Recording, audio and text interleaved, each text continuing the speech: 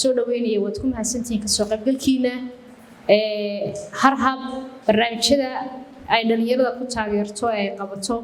aad bay u badan yihiin kan laakiin maanta aynu halkan u fadhinaa waa mid ka mid ah barnaamijyada ugu muhiimsan ee markaasi ay ugu tala gashay inay dhalinyaradu isku dhex gasho isku bartaan ay xidhiidh ka samaystaan togan iska warhayaan sidoo kale wajiye cusub kuwa aan weligood isbaran arag amaba meel aan ku kulmin inay ku kulmaan oo dhinaca wanaagsan ay isu bartaan barnaamijka magaciisa waa ardayga hal-abuurka waxaa barnaamijka bishii kastaba hal mar ayaan qabanaa intii naan ogeyn toddobaadkan barnaamijku waxaa inoogu marti aad iyo aad u culus imisaa garanaysa oo garanaysa fantastic marti aad u culus baa bishan inoogu marti ah Faadumo Faysal Cali Waraabe aasaasaha shirkadda adriyahaba magaceeda aadka u maqlayseen miidiyaha ku jiray Hoiva waxaan ku soo dhaweynayaa managerka maamulaha guud ee Harhab Maxmuud Batalaale كل يومنا كلمة دي سو دوين تيدين شكتي أنا وجدت أنا وقعي وحوي إن مرتدينا فاطمة علي أن سو دويو صدق لنا إن يراك هابن هرهب وحي قبطان دي كير الشيء عاديا هرهب هرتوا هوي قدر يرضى وحنون قانا إن أي تهاي ميل دل يرضى أي كدرين كران إن أي هل أبور كوجا جنعسي iyo wixii technology-ga la xiriiraba ay kaga midhadhalin karaan marka ay yimaadaan harhab maalinta harhab soo gasho saaxiib baad nala tahay haddii aad naga maqan tahayna waan ku soo dhaweynaynaa harhab waxaa la aasaasay sanadkii 2018 ujeeddada loo aasaasayna waxay ahayd in dhalinyarada hal-abuurka ganacsi iyo technology-ga leh ay siiso fursad ay hal-abuurkoogaasi ugaga midhadhalin karaan iyagoo u beddelaya fursado ganacsi si ay shaqo abuur u sameeyaan barnaamijkan ardayga hal-abuurka markii hore waxaa la odhan jiray startup huddle waxa uu ahaa brand international oo adduunka laga sameeyo maadaama markii aanu soo gaadhnay xilli annagu aanu ismaamuli karno oo sponsorship aanu samayn karno ayaa waxaanu ka fikirnay intii aanu cid kale baraankeeda dhisi lahayn ee startup dalkii aanu sii wadi lahayn in harhab ay samayso event u gaara oo ay dhalinyarada isku kulminayso iyagoo xagga hal-abuurkooga iyo networking-kaba ka helaya bishiiba hal mar ayaa sidan oo kale waxaanu soo invite gareynaa ama soo casuunaa dadka khibradda ganacsi leh ama businessyo guulaystay sameeyey si dhalinyarada ay u siiyaan xog la xidhiidha suuqii si business guulaysta loo sameeyo waxa laga yaabaa qof kasta oo kamid ah dadka adduunku waxa ugu weyn ee uu doono waa inuu ganacsado noqdo hadduu madaxweyne yahay hadduu wasiir yahay waayo wuxuu og yahay xilka uu maanta hayo maalin uu banaynayo berri ka maalina waxa laga yaabaa inuu shaqo tagi karin marka waa inuu wixii uu noloshiisa isticmaali lahaa ila noloshu kharash bay leedahay anigoo maanta tusaale ahaan xil haya oo wasiiro oo madaxweyne ah dee muddaan leeyahay way dhammaanaysaa laakiin ganacsigu ma dhammaado marka ujeeddadan uu soo casuuno dadka khibradda ganacsi leh eenu dhalinyarada u horkeenna waxa weeyaan in su'aalihii aad u baahnaydeen aad weydiin kartaan la idin siin karo xog sida business guulaysta loo samayn karo runtii aad iyo aad baan ugu mahad celinayaa Faadumo Cali oo waqtigeegu aad u cidhiidhi ahaa muddo yaroo koobanna waddanka joogtay in ay maanta ina soo siisay fursad ay idinkula hadasho marka aynu dhammayno kelmaddeeda su'aalaha la weydiin doonaa su'aalaha wixii dheeraad ka noqdeed u baahato weli waxaad haysataa inaad adigu mikrofoon ka qaadato aad su'aal weydiiso inta marka haddaad ku weydiin karo wada ku qanci weydo waxa jira networking inkasta uu roobdaayo oo qaybtii barxadda ee ay nagu tala galnay networking inaynu ku sameeyno laakiin haddii inta roob ku qaado barxaddaynu u bixi doonaa innovative cartagin tagi doonaa halkaas dabeetana aad kula kulmi kartaa wixii su'aale ee dheeraadeed u baahan tahay waxaan doonayaa inaan in yar aan ku daro inta aanan ku soo noqonin Faadumo intiina aan la soconin waxay ka mid tahay oo loo aqoonsaday boqolka qof markaasi isbeddelka change makers waxa la dhahdo isbeddelka tolmoon Finland ka sameeyay dhinaca caafimaadka sidoo kale waxa ay ku guuleysatay ganacsadaha sanadka ee magaalada Isbo and I don't know whether I pronounce wrong Isbo yeah and sidoo kale waa backgroundkeeda dhinaca waxbarashada waxa weeye caafimaad sidoo kale siday inoo sheegtay markii hore nurse bay kusoo shaqeynaysay laakiin waxay markan u diga rogatay dhibaato badan oo dadka qaxootiga ah ee aan u dhalanin dalka Finland haysata iyo dhinaca shaqadii inay arrintani ka samayso waxay noqotay sanadkan shirkadoodu maasha Allah inay wada sii doontaa hadan 4 milyan 4.2 milyan oo dollar inay markaas soo xareeyaan waxaan ku dadaali doonaa inaan su'aalaha aad soo gaagaabiyo mar haddii roobda iyo ay dhiinmeys ka tahay hawl kale ay noo taala soo ha marka Faadumo lafteedu waa safar oo ku duceynayna Ilaahay ku nabad geliyo ugu horeyn Faadumo soo dhow mar kale wad mahadsan tahay adiga iyo dhalinyarada halkan ka soo qayb gashay waxaan doonayaa intaan microphone ku dhimeynaa idin kala baxo oo aad xog yar oo ku saabsan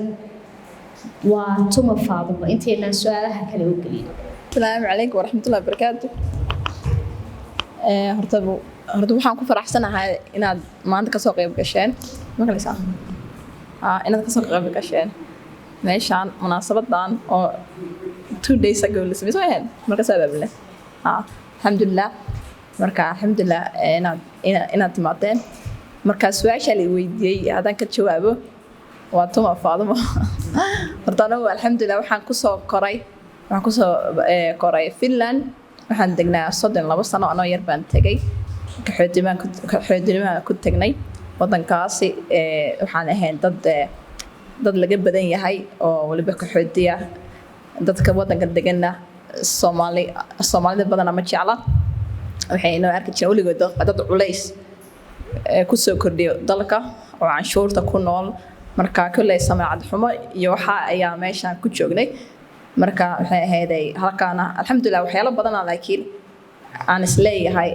aan kaga soo badbaaday oo ah waxay ahayd dhinaca marka Soomaaliya la yahay oo kale wadan waxa ka imay dadka wada sameeyeen qof kasta kartidiisa iyo waxa lagu waxay ahayd miisaamo marka in kasta laakiin background marka loo eego ana Soomaalida qofka finishka markasta iga maxaa lahayd dayga saama weyna oona more maxaa laga chance opportunity fiicna marka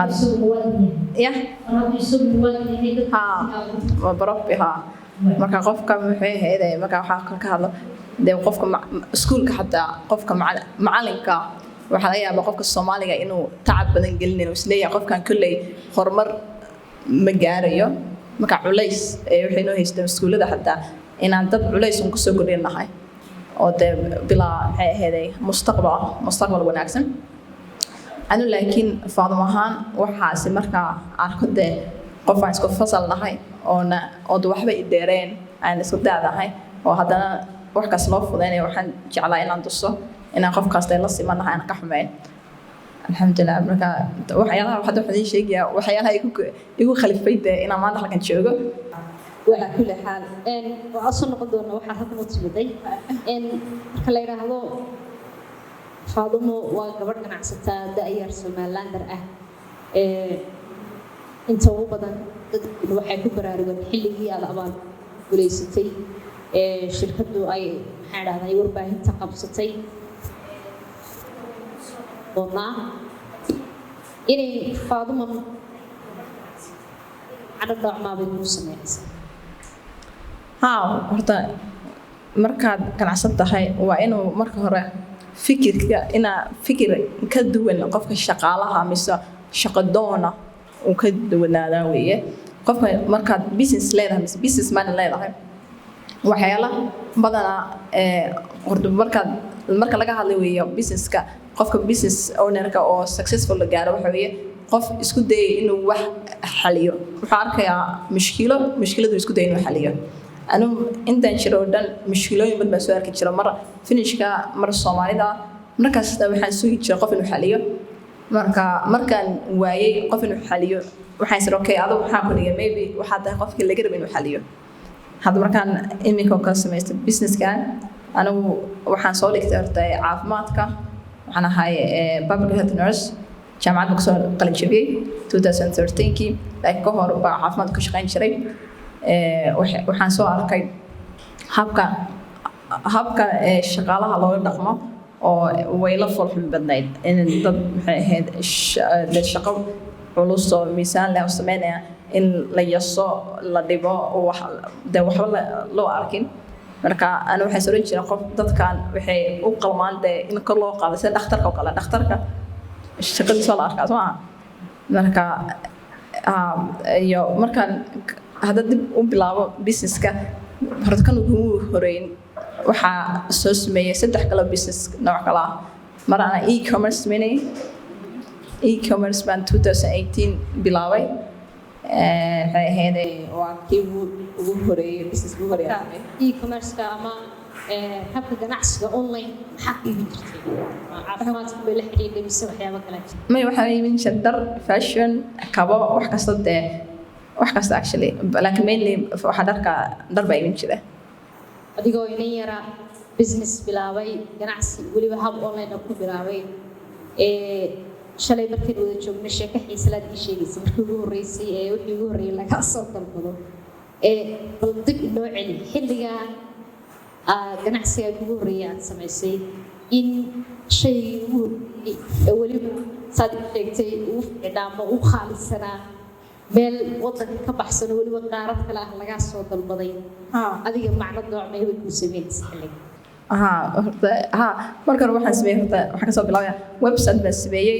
waan qurxiyay xaysan soo dhigay launching day baan sameeyay oo marketing aan culays ka saaray marka maxay ahayd shay ugu horeeyay laga iibsaday wuxuu ahaa top laga iibsaday labadii habeenimo Mareykan qof jooga iibsada marka waantaas farxadan dareemo waligeey horma ilaawiyo wuxuu ahaa shay ugu horeeyay iibiye marka waxaan dareemay inaan guul gaaray maadaama hal shay iibiye dabcan qof kastoo dhalinyaro business waa xaalad la soo maray waxaan doonayaa markan Faaduma in ganacsigii dharka iyo alaabaha aad ku sameyn jirtay xabuu ka dhacay e-commerce buu ahaa e-commerce-ka markuu tacab badan waxaa u baahnaa waxay siday maybe waxa wanaagsan alaab kale inaad iibsid oo cabaayada xijaabi cabaayadaan keenay markaan keenay store baan ku lahaa Finland marka online buu haqaana dadka iibsanayaan dadkan wala talagalay waxay ahayn dadka Soomaalida iyo Muslimiinta Finland degan kana waxaan dareemay inaan Soomaalida iyo Muslimiinta Finland joogin ee wali online ka ay fahamsaneen waliba qof wadanka la joogo inay wax ka iibsadaan waxaan yara dareeminay ku yara adkaaday la fahmi waayeen goormad markaa gaadhay go'aanka ah inaad kale caafimaadka iyo shaqaalihiisa sida loo qaadanayo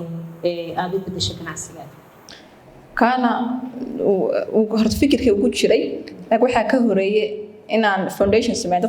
dadka afka joogan caawiya qaasadan Soomaalida marka hooyaday bay ku diray marka hore business bilaw inta adoo waxba la haysan gacan maran dadka caawin karaysid wax soo qabso marka maxay ahaydey marka waxay heshiid dadka caawiya marka business kan bilaabay culays kan saaray marka sidaas buu bal ma inu gudagaleena ho'ifa sidii aad ku bilowday waxa ay inta badan iminka ka shaqayso iyo Soomaalida midda ugu adag ee inay isla shaqeeyaan ay collaborate sameeyaan partnership arrimahaasi adiga sidee kugu suurtagalay mar haddii aan qurbo magac diinta meel fiican ka taagan aad leedahay weliba Afrikaan tahay doonaysid inaad samaysid shirkad shaqaalihii caafimaadka inay meelihii u shaqeynayeen adigu inta aad ka dhaxaysido meelihii shaqaalaha looga baahnaa aad geyso dabcan arrin sahlan maaha arrintan sida adiga kugu suurta gashay waa su'aal aad u wanaagsan horta markuu wax pandemic mise wax weyn dhaco dad baa ku khasaaraan dadna faa'iido ku noqdaa alxamdulillah wuxuu noqday faa'iido weyn maadaama baahi weyn ka jira wadanka dadkii baa maxay kana galeen shaqaalihii Soomaaliya marka shaqaale badan baa ka maqnaa hospitaalada marka danta ku khaliftay finish qof cad inuu qof magaciisa garanin inuu ka iibsado service marka markaan qofka uu soo bandhigay businesska email u diray aan la hadlay wuxuu noqday way ku qasbanaaday inuu service iibsado baahida xilligeedii taagan baahida weyn baa taagnaa waqtigaas bal inta aan fahansanayn hooyada waxay qabato sharaxaad laga hooyada waxay qabataa waxa weeye wadanka Finland horta waxaan waa wadan ku dhisan maxay ahayd canshuur qof kastoo shaqaysta iyo business kasta canshuur buu bixiyaa canshuurtana waxa lagu sameeyaa iskuuladii waxbarashadii wax kasta caafimaadkii marka hadda marka laga hadlayo hospitalka oo kale waxa lagu dhisay maxay ahayd lacagta canshuurta marka wax kasto hospitalka ku dhex yaala iyo shaqaalaha wax walba ha ahaado canshuurteena weeye marka wadanka markuu dawlad canshuurta ku socdo oo maxay ku shaqeysa markay haysto waxyaalaha shuruuciyad badan baa jira had for example shaqaalaha hospital laga rabo waa inaysan ka limit leeyihiin limitka kama yaraan karaan haddii uu ka yaraado waxa loo arkaa inuu quality-ga xumaado marka inaguna positionkeena waxaan ahay waa private weeye kuwan client waxa naga iibsada waa public weeye marka kuwa marka hospitalka markuu shaqaale ka yaraado aysan meel kale ka helin shaqaalihii bixin lahaa booska qofka maqan mise dadka maqan waa khasab inay meel ka keenaan shaqaale marka mushkilada ugu horeysa waxa weeye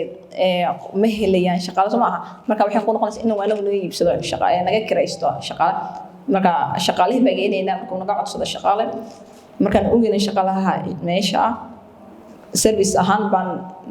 bill u direynaa markaas halkaas ana shaqaalaha lacagtiisa wax kasta bixinayna marka inta aan fahamsanayn waxa weeye waa shabakad isku xidhaysa qofka shaqada raadinaya iyo kan loo shaqeynayo dabadeetana ilaalinaysa waajibaadkii dawladdu ay ka doonaysay dhinaca quality ama tayada sidoo kalena isku xidhaysa amaba ilaalinaysa xaqa iyo waxa uu leeyahay xuquuqada dhinaca shaqada ah ee qofka shaqaalaha ah waxyaabaha cajiibka ah ee shirkadda aan ku aragnay waxaa ka mid ah oo dabcan ganacsiga Soomaalida markaad eegto aad ugu adag in wax laga yaabaa ganacsiyadeena ama qofka ganacsiga leh marka ay u qaraxdo ilaahay u ballaariyo u fiicnaato inuu ka fakirin inuu cid kale wax ku darso oo kaliya ka fakaro in isagu isku koobo hadduu cid shaqaalaysiinayna reer quraciisa uu ka soo ukumay inuu shaqaalaysiiyo arrin kale oo xiiso leh ku jirta halkan bal collaboration-ka markan qaadano inaad adigoo Soomaaliyeed ah shirkaddan samaysay weliba dadyo kala duwanna ay kala shaqeynayaan oo partners ay kala yihiin waa wax cusub ganacsiyada Soomaalida sidee ayay adiga arrintan kugu suurta gashay sidee dadkan u aamintay haddana mar kasta waxaan Soomaalida kala duwan waxa ay maanta wax hadii ugu soo kordho waxaan jecelahay inaan isla wadaagno ahayd aan isla share garayno waxaan aaminsanahay wax qabadku uu ka wanaagsan yahay markaad team tihiin waxaan ogahay qofka kaligiisa inuu sameeyo gaar karin markaas waa isku baahan yahay marka company-ga markuu si fiican u socday aan kaligay waday ma ahayd aan hoosh markay ka kala badatay ayaan walaalahay soo galiyay mid waxa weeye engineer IT engineer ka kala chemical engineer weeye marka kuwa ayaan ku yiri walaalahay ma ku yiri kale business ka soo gala ay la caawiyo soo kiciya mushahar badaleysiin markay arkeen business socon inuu yahay way soo galeen alxamdulillah waa yaa kale ku jira ganacsi iyo waxa ku jira nin finisher oo advisory ah marka kaana finishka maadaama wadanka uu filan yahay isaga dadka ganacsiyasha caanka iyo qaano ku xiran kana saas baan ugu soo geliyay businesska marka dawal arkay businesska inuu weynaanayo potential weyn ku arkayay waxaa isiri imika waqti fiican baa lagu jiraa oo lagu baahan yahay dadka iga iibsanaya serviceka waxaa rabay aggressively inaan u balaariyo waxaa islaha ka faa'iideyso opportunity baan u arkay waqtigaas aan ku jirno waa markaagii baad sameeyay marka yes waxaad sheegtay in mid kamida dadka shirkadda ku jira inuu finish yahay waliba garanaya dadka ganacsiga waaweyn ku leh ee wadankaas isla wadanka u dhashay bal adiga laftaada arintaas sidee kuugu soo tagashay inaad isaga intaad la hadasho isagu uu ganacsato waaweyn oo billionaires finish ah ku yiraahdo barnaamijkan aan idin haya barnaamijkan gabadh Soomaaliyeed baa leh macna nooc bay ku sameeyay sidee kuugu soo tagashay arinta isaga ay soo raadsaday isaga ay soo raadsaday email buu soo diray waxay u qaaday 1 week in afro emailkiisa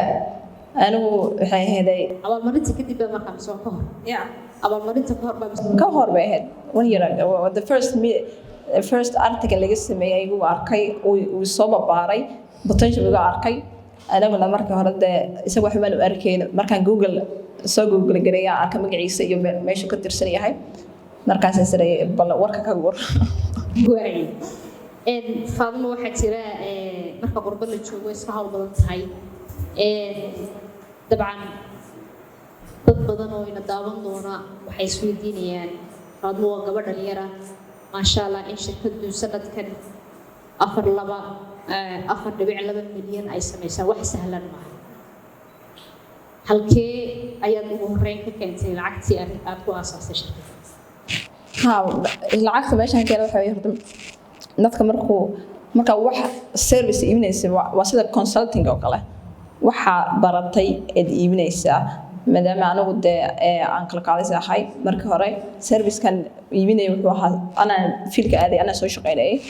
marka lacagtan soo shaqeynana waxaan dib u celinay businesska dinacna waxaan ka shaqeyn jiray meel clinic ma ka shaqeyn jiray marka waxay ahayd intanan anigu fiilka aadin mushaarkayga mar walba waxyaalaha biilska waxa kambilka leedahay canshuur baa wax laga rabaa insurance biilada ahaa kharashkaas waxaan ku bixin jiray mushaarka anigu mushaar yar helayay markii dambe markaan contract fiican helay weekend-gana soo shaqeyn jiray marka weekdays-ka 5 maalmood clinic baan ka shaqeynayay weekend-na meel gobol baan soo shaqeyn jiray halkii maalin waxaan soo shaqeyn jiray 15 saacadood meel saacado socod bay ahayd namar waa soo saaxan jiray hadda because 6 iyo bar bay shaqada bilaabanaysay ilaa 9ka almost tobanka habeenimo marka waxay ku khaliftay inaan aan seexdo Soomaa marka waliba 4 caruur baa haystay walaalka imika uu jiro ee guri jira faado aan soo waaleysa shaqo wada haystay ilmaha iska haysto uu jira businesska imika qayb ka yahay ganacsiga waa very happy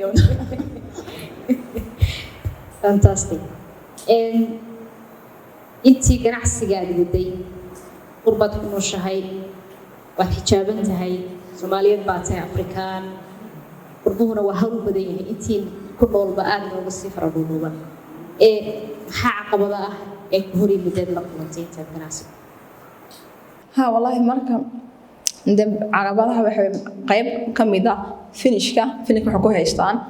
qaybna waa Soomaalida marka waxa ku dhex jira laba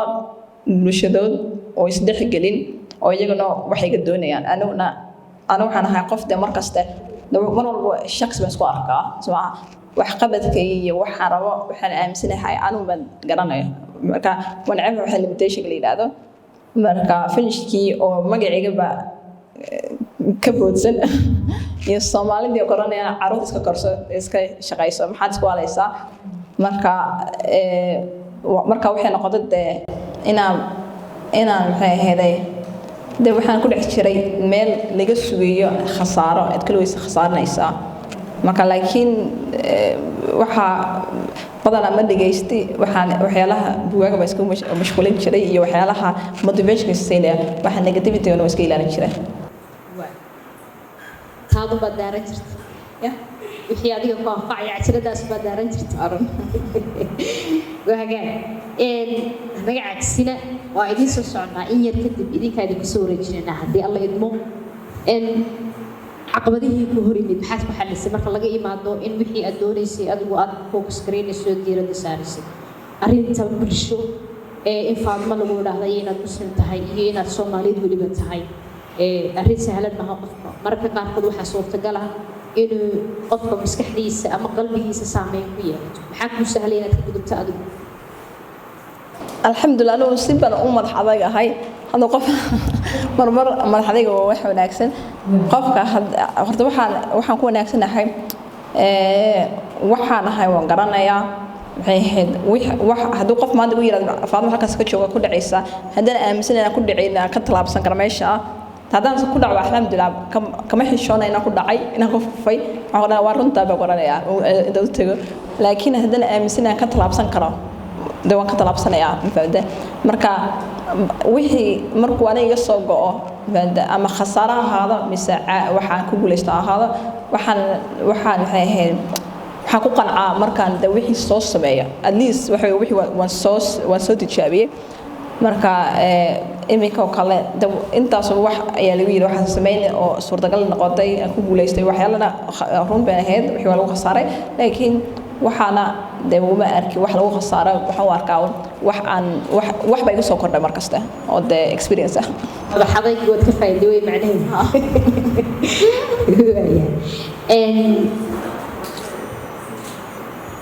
walaal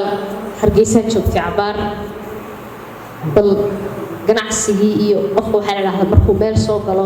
waxa isaga u daran uu markiiba indhaha ku dhufto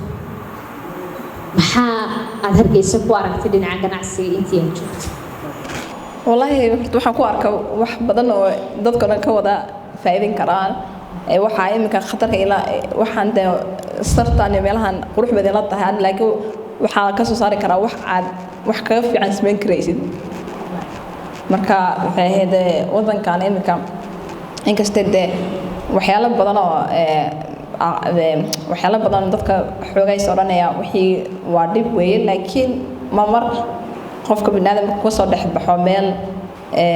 oo ka challenge badan waxa laga yaabaa qofkaas maadaama challenge-kiisa badnaa inuu meelba celin hada markuu wuxuu ku soo adkaanaya marka qofka Finland ku soo koray Hargeysa ku soo koray qofka waxa uu aaminsanaa qofka halkan wax successful ku sameeyay inuu halkan qofka joogka adkaysi badan yahay because halka wax ka soo lagu fudeynaya marka expectation kaaga waxa way very wax kas waa easier way bal waxaad ka warantaa dhalinyaro badan ayaa jirta Somaliland qaar ka mid ah habaata oo barasiisa ganacsi fikradahoodii ganacsi bay u leeyeen kuwa shaqeynaya qaar badan maasha Allah si fiican u shaqeynaya laakiin dhalinyaradu inta badan waxaa la yiraahdaa arrimaha ganacsiga inay u adkaystaan wax sahlan ma ana suurtagalnimada inuu qof dhalinyaro ah ganacsi ku sameeyo uu u adkaysto uu u samraa way adag tahay markiiba faay aragti sidaas jirta ayaa la leeyahay marka maxay tahay fariinta halkan dhalinyarada barnaamijkaaga daawan doona kuwa harkab ku xiran kuwa kale aan harkab ku xirnayn barnaamijkayga day iyo qofka soo hal abuur ganacsi maskaxdiisa ka dhex buuxaya horta wax easy ma jirto nolosha waxa waliba waxa adeeg lagu arkayaa maxay ahayd ka wanaagsan guushaas baa ka wanaagsan iyo waxa la bartaa wax kasta buu leeyahay hadda maanta la isleedahay buurta ilaa kuma soo dhacaysa waa meel tartiib u soo kacdaa samaaha maga shaqada ganacsi waa saas oo kale maanta hadda isleedahay alloore ma meesha kale meelahan kale moolska meel shidan dukaan fiican ka fur laakiin shil ma haysid ana waxaa idin oran lahaa shaqada caadiga ayaa laga faanin ama guri soo masax mise guri soo dhis wax un shaqo un soo sameey lacag meel dhigo marka wax yar ka bilaabo ama ganacsi yar ha ahaado oo waxa ku dhalo step by step waxaad samaysaa plan oo de sanadaha ha ka sugi inaad dhaqso ka helaysid waxay ila meeshii buurti mise meesha rabtay inaad gaadhid anigu xataa for example cabaayadaha iibinayay 5,000 baa ku khasaaray 5,000 dollar baa ku khasaaray qofna ma sheegay hooyada hadda ma sheegin marka waa caadi waa la khasaaraa qofba laakiin dadku waxay ku kala yihiin qofka business banka wuxuu u diyaar garowaa inuu khasaaro qofka maanta hadda hooyada u sheegi lahaa mise walaalaha u sheegi lahaa hore u soo khasaartaa ha khasaarin marka mar hadda soo tahay waxa waa caadi waxa way part of what journey ma waxa way marka waxa waan arkeenin marka la waxaan dib ugu noqonaynaa faa'iidada ay leedahay in ganacsiga qof iyo ka badan tiro qof ka badan ay yeeshaan wadaagaan partnership and cooperation maxaa macno ah ku jira adigoo kaashanaya khibradii aad ka heshay intii aad ganacsiga ku jirto in Soomaalidu ay ku dhiirato ganacsiyadooda inay u sameeyaan share waxa afkaan loo yiraahdo ababa aynu labadeenu wax isku darsano dhalinyaro halka fadhida wax isku darsataa macna nooc ma ah bay ganacsiga u leedahay marka share-ka wuxuu ka caawin karaa hada riskiga yaraanayo marka iyo faa'iido iyo riski waa wada wadaagayso ma aha qofka hadda isleeda maanta saaxiibka wax la sameey 50-50 baa wada qaadanaysiin labada haddaad khasarto waa khasaaraysa haddaad faa'iidaysiis ma aha markana wax qabadkan waa isla share garays hal qof laba qof baa ka wanaagsan ma aha marka business sida hadda imika arkay qofba maanta wax sameynayo business buu sameynaya tiisa uu ku kooban yahay waxay ka wadaagsan tahay businesska marka collaboration sameynaysid ama share ha ahaado mise dad kale company kale la shaqeeyo marka Soomaalida taas baa ka yara ku adag inay isla wada shaqeeyaan ama ha ahaado waxay isla wada leeyihiin mise wada shaqeysi u dhaxaysa laba company oo isku daneynayaan waxaan ka qaadanaynaa nuxurka ah in haddii dhibaatooyin ama khasaare yimaado inaanu qofkii ku kaliyeysanaynin qolooyinkii kale oo jiray ganacsiga iyaguna qaybtoodii lahaanayaan inay arrintan muhiimta u baahan tahay go'aan qaadasho inaad tiraahdo ganacsigayga baan furayaa ku dadkaadu aragteen muhiimiyay inay ka soo qaybgalaan gabagabeyna ku dhownahay intii anigu aan su'aal kugu talagalay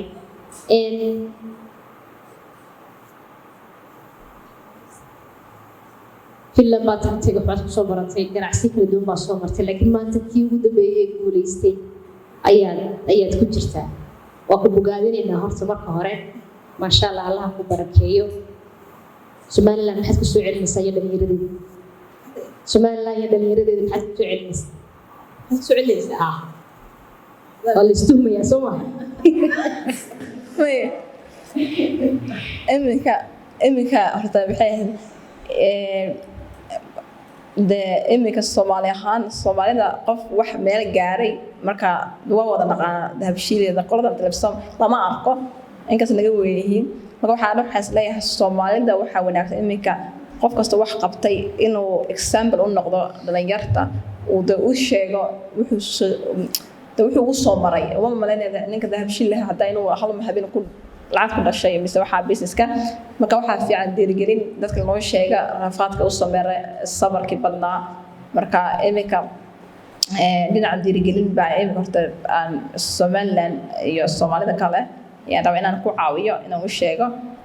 wax kas way noqon karaan anoo ka yimid wadan laga yasayo la garanaynin halka magaca ku leeyahay halka waxa ku leeyahay marka magaca baa imika isku yeelay laakiin waxa qof kasta meesha isdhigo ayaad maxay la kasta meesha isdhigtaa lagu qalabay marka hadda iska dhigtid qof victim ah Soomaali oo hadda Finland dadka jooga badan baan garanaya oo isku khalifeen dadku waa cunsuriin waxa ma samaysan karno marka hadda victim bay iska dhigay anigu laakiin waan ogaa inaan victim ahayn meel kasta isgaarsiin karaan anigu xiran tahay wax qabadkayga shaqadayda iyo energy wax kasta waxa geliyo waxaan leeyahay iminka waxaan rabaa inaan idiin sheego waxaan soo sameeyay dan waa wax aan bay ahayd u soo shaqaysta weeye cidna may caawin markay meel fiican businesska barayay ayaan dad soo geliyay taas waxay fursado badan bay furtay inaan inta hada anoo halkan jooga hada dad ii shaqeeyaan filan inkaas wali aan shaqeynayo laakiin the more time aan leeyahay inaan maanta hargeysa joogaan waxaan ka sheekeeyo horta shaqo abuur horta waa tan next step-ka waa shaqo abuur baa isleeyahay marka waa sida aan idin sheegay meeshaan waxaan ku arkaa opportunity badan marka hadda waxaa ugu yara adag meeshaan ka bilaabi lahaa marka insha Allah taas waa mid weeye iyo tan kale waxa weeye insha Allah ilaahay haduu gaarsiiyo waxaan isleeyahay hospitaalka ugu weyn Somaliland meelahan ka sameeya ama Hargeysa meel Hargeysa u dhow sida meelaha kale dadka kale oo yimaadaan marka caafimaad karto waa inaan gacanta geliyaa hay waxaan la isku dayay insha Allah inaan maxay dadka wadanka joogaan inay waxbarashadooda hadday waxaan inta badan maqla dadkeena skillskooda u yara hooseeyo waxaan isleeyahay dadka skillska uu sameey waxbarashadii quality-ga kor loo qaado sida hadhood hospitaalkeega oo kale insha Allah sida dayagoo da wixii laga rabay mise wixii laga heli lahay Turkey India Finland inay halkan de qof Soomaaliya oo maxay ku shaqeystaa intaan shaqaale ajnabi keen lahaa Soomaalida rabaa inaan ka shaqaaleysiiyo aniga dhinacayga su'aalihii aan weydiinayay Faadmo Faysal Alwaraabe inta ayaan ku soo koobayaa laakiin laba qaybood oo kale aynu hadhay hadii la idmo labada qaybood waxa weeye 10 daqiiqo idinka siinayeen inaad su'aalo ku weydiisaan 7 daqiiqo waxaynu qaybsanaynaa 15 daqiiqo 7 minutes 7 daqiiqo inaad su'aalo weydiisaan iyana ay ka jawaabta hadii la idmo iyo in aynu session-kii networking-ka halkii ugu muhiimsan roobku u qaaday farilaha alxamd waa qabowsaday halkaasaynu u bixi doonaa su'aalaha kadib barxadda creative garden-ka waynu tukani dabadeed halkaasaynu ku bunayn doonaa haddii alla idmo marka la bunaynayo intoo la shubta loo fadhiisto halka waa la shubtaa istaagaa la isku wareystaa waa la isdhexgalaa waa la isbartaa contact iyo teleefanada la kala qaataa qaar badan baa imsa ganacsi leh midi ku jira qof ganacsi maasha Allah maasha Allah waxaa laga yaabaa caawa macaamiil baa helaysa hore u dhacday barnaamijkani ganacsadayaal ayaa waxay ka heleen macaamiil qaar kale waxay ka heleen qolyo ay si kale isugu xidhmaan oo ama mentorship u dhex maro ama coaching dhex maro ama xanaanaye ay wada shaqayn yeeshaan waxaan doonayaa hal su'aal inaan weydiiyo kambanigaaga si fiican baan xogtiisa kolley u hayaayo maalmihii u dambeysay social media aad buu ugu jiray imika waan helay xog kale waan kugu hambalyeynaya congratulation waxaan doonayaa su'aashaydu waxa weeji dadkan aad u shaqayso xirfadii la caafimaad waxaad ku xidhaa dhakhaatiirta markaad u geyso su'aasheedu imika bilaabmasaaye dadka ma waxaad sida charge-ga uga qaadan ku weydiinayay ma registration charge baad ka qaadaa mise monthly charge taasan ku weydiinayay sidoo kale qofkan shaqaalaha ah iyo loo shaqeeyaha wixii ma garanaysaayay dhexdooda ka imaada problem solving oo kale ma xalisaayo ma kuugu soo noqdaan oo shaqadaan ma qabataa haddii ciddii aad isu geysay ee khilaaf dhexdoodii soo kala galo adigu ma xalisaayo ma kuugu soo noqotaayo ma ku saamaysaa والله mahadsanid su'aasha ugu horeysay waxaan ku kala bixinaa waxaan la service-ka mar waxa weeye daily qofka shaqaalaha markuu meel tago maalinta wuxuu soo shaqeeya ayaan fee u dirnaa qofkii naga soo dalbaday waxa weeye hospital the days ma ama xasbina bilda haduu shaqeynaa yani bishuu shaqeynaa dhan haday 20 maalmood tahay 20kaas maalmood maalintii let's say waa $200 200 oo 20 maalmood ayaan u diranaa fee qaarna waxa weeye monthly waxay naga kireysanayaa 6 bilood mise 3 bilood shaqaale oo ka tirsan iyaga oo laakiin inaga noo shaqeeyo dadkaasna monthly baan fee u direynaa service ma laakiin qofka shaqaalahan u dirna markaas anagu naga tirsan yahay anaga insurance-kiis bixinayna hadduu xanuunsado anaga dhakhtarkiis bixinayna oo qof naga mid ah taas waxay keenaysaa maanta qofkaas hadduu shaqada khilaaf ka soo dhex maro meeshan u dirnay iyo isaga ama dadkii baa shaqadii loo soo gudbinayaan markaan shaqaalina la hadlayna isagana rabnaa inaan dhageysan perspective-kiisii viewskiisii marka waan xalinaynaa waan isla xalinaa markaas qofka khaldan ayaan runtu sheegnaa qofka hadee laga khaldan waa ka raali gelinaa marka waxaan noqonaa dad u dhexeeyo magacaygu waa hibo horta waan ku hambaliyeynayaa Faadumo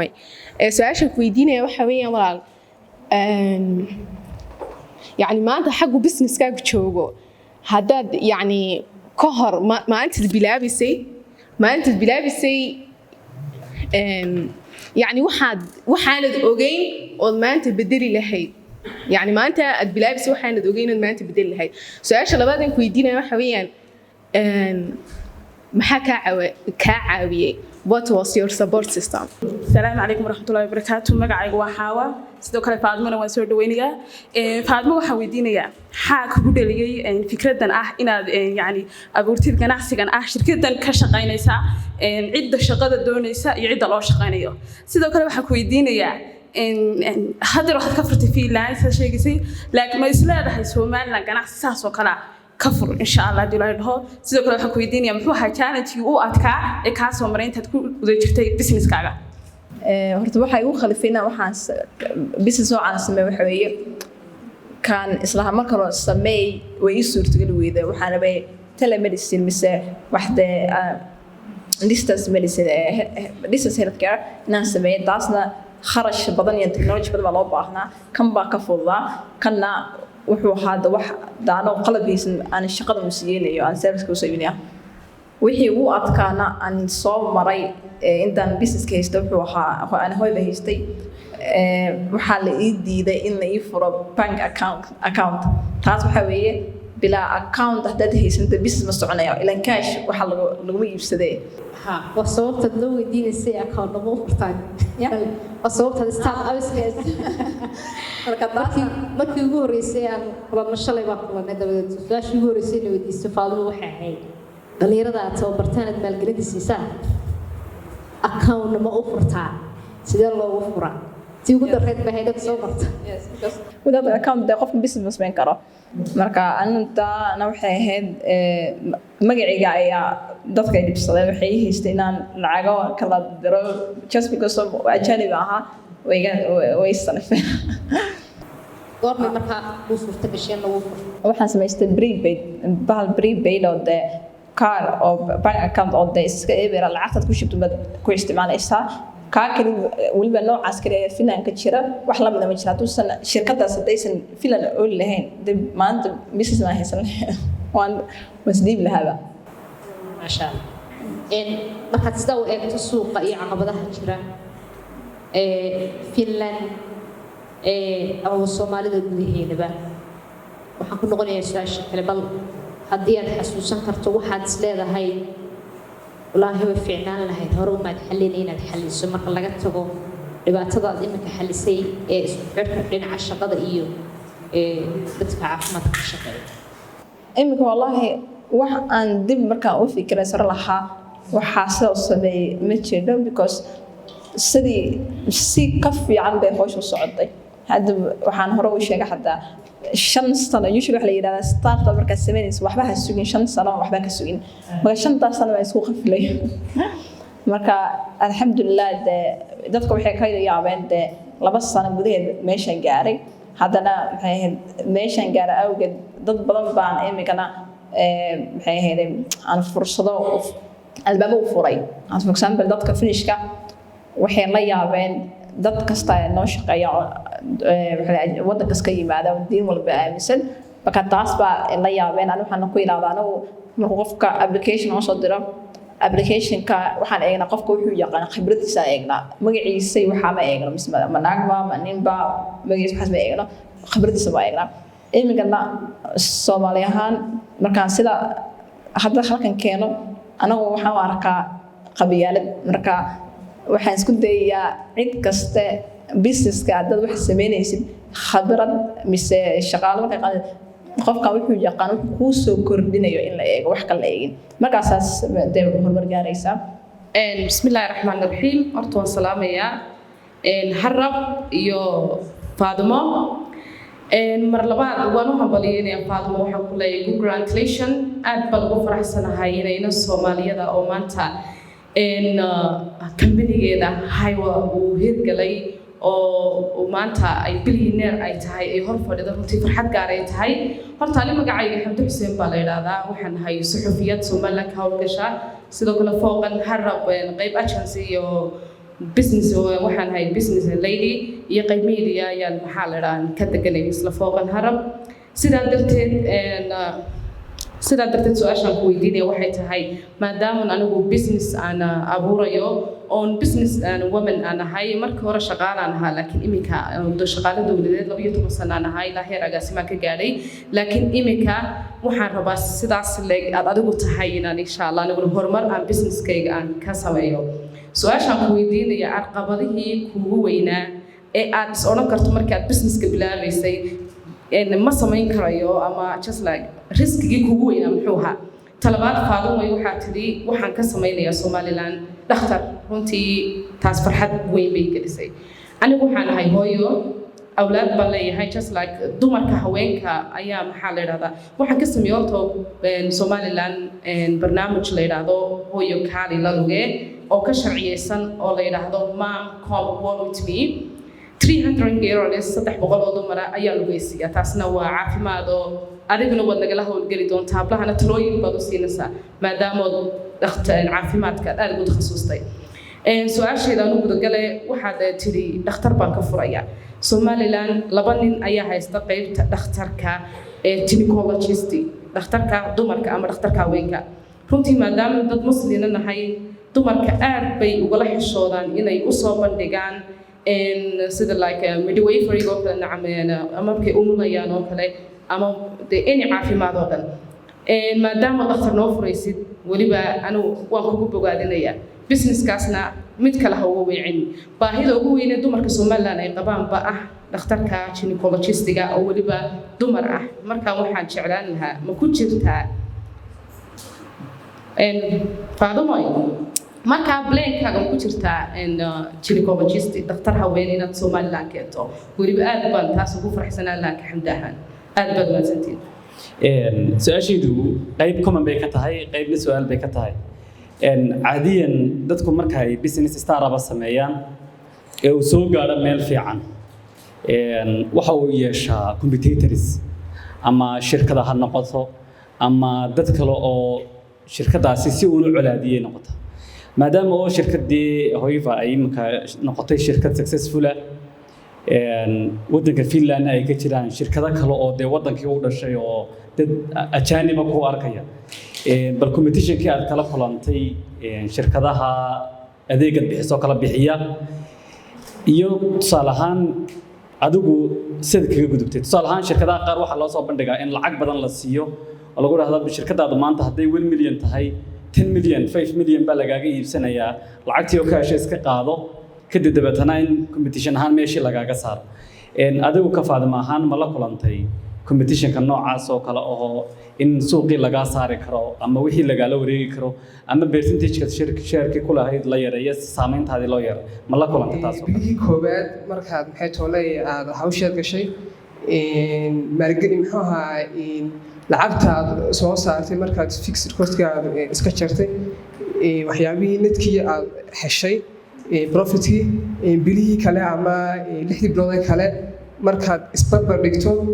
ma madax saartay mise waad faa'iiday su-aasheeda labaad waxa weeye waxyaabihii ganacsigaaga kor u qaaday laba iyo wax nooga sheeg aad tusaalahaan kale aad sidan aad maanta taagantahay oo kale su-aasheeda saddexaad waxa weeye Finland waxay toolay ganacsiyada ka jira aan halkeysa ka jirina ee profitable-ka haddaad wax ka garanayso aad nolosha insha Allah taala bilato horta marka hore marka businesska markaad qof kula tartamay mise same field joogtiin waxaa anagu eega habka u shaqeeyaan kulley dadkan wayna iga horeeyeen sida way iga horeeyeen taas waxay tusaysaa haddii hooyba laga iibsado service taa waxay caddaynaysaa kuwii way ka soo bixi waayeen shaqada soo maaha marka anigu badanaa business ahaan hooyba ahaan waan ku kalsoonahay waxaan aaminsanahay mar kasta hooyba inuu ka fiican yahay inuu ka duwan yahay marka dowlayaasha marka ka duwannahay waxaan ku miisaamaa mise ku eegaa waxa weeye shirkadii iga weyneyd oo naga horeysay ayaa bay igu dayanayso markasta taas way dhacdaa hooyba ayaa lagu dayadaa marka waxaan oran lahaa maanta hadduu dukaan meel ku yaalo aad aragtay dukaanka hab ka fiican inaad u samayn karaysid mid lamid oo laakiin ka fiican oo ka service fiican samayn karaysa waxaa laga yaabaa kii inkastoo way xunta in suuqa laga saaro laakiin wixii aad ka meel for example markaan cafeteria aada Hargeysa waxyaalo badan baan arkaa waxaan aaminsan haddaan maanta Hargeysa cafeteria inaan haddaan ka fur lahaa kan ugu shilana ka samayn lahaa taas aaminsan bilowga maxay ahayd horta wax khasaare muu jirin nabigeena ba sallallahu alayhi wasallam uu duceysay businessyada marka alxamdulillah marna ma khasaarin laakiin faa'iidada ka soo gasho ayaan dib ugu celin jiray hooyba taasna waxay samaysay inaan ku qurxiyo ama si kasta habeeyo aan marketing lacag geliyo hadba waxaan u sheegay markii hore logoga hooyba 5 euro ku iibsaday from Fiverr 5 euro imikana last September 2021 10,000 ayaan geliyay inaan habeeyo dib u habeeyo logoga